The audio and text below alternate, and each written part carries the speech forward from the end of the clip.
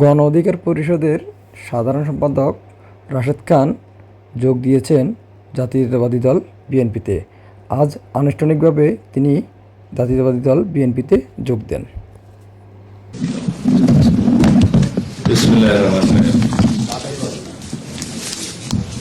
জনাব রাশেদ খান তিনি ছাত্র অধিকার পরিষদ থেকে শুরু করে গণ অধিকার পরিষদ পর্যন্ত তার যে যাত্রা এবং বিশ্ববিদ্যালয় কেন্দ্রিক যে ছাত্র আন্দোলন গড়ে উঠেছিল, তার যে সাহসী ভূমিকা, তাতে দেশের ছাত্র সমাজের দাবি মানতে তৎকালীন স্বৈরাচারী সরকার বাধ্য হয়েছিল। সেই ভূমিকায় রাশেদ খানের নাম আমাদের ইতিহাসে জল করে জ্বলবে, উজ্জ্বল থাকে।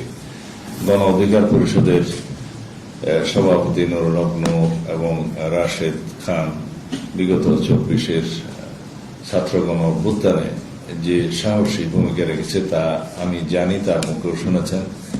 এবং তারা জীবন বাজি রেখে অনেক পদক্ষেপ নিয়েছিল ফেসিবাদ বিরোধী গণতান্ত্রিক আন্দোলনে ফেসিবাদকে হটানোর জন্য।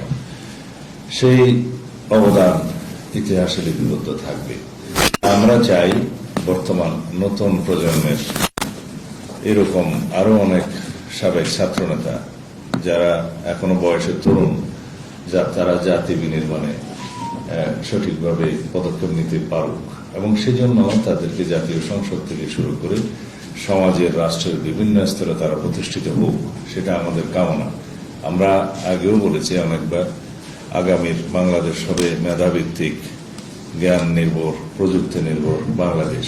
এবং সেই ক্ষেত্রে এই স্লোগানকেই শুধু স্লোগানের মধ্যে না রেখে কার্যকরভাবে আমরা যাতে এই তারুণ্যের ভাবনাকে ধারণ করতে পারি এবং মেধা ও প্রযুক্তি নির্ভর, জ্ঞান নির্ভর বাংলাদেশ গড়তে পারি, সেই লক্ষ্যেই আমরা রাশেদ খানকে আমরা স্বাগতম জানাচ্ছি, অভিনন্দন জানাই আজকে তার এই সিদ্ধান্ত।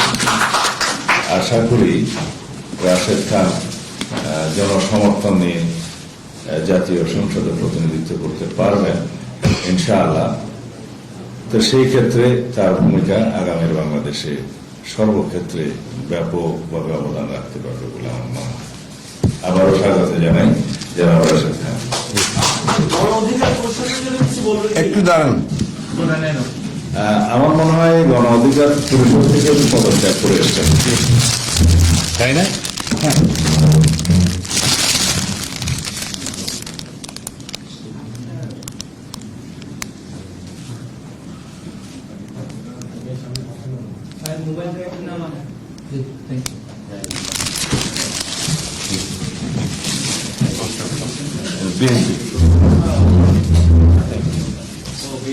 চল।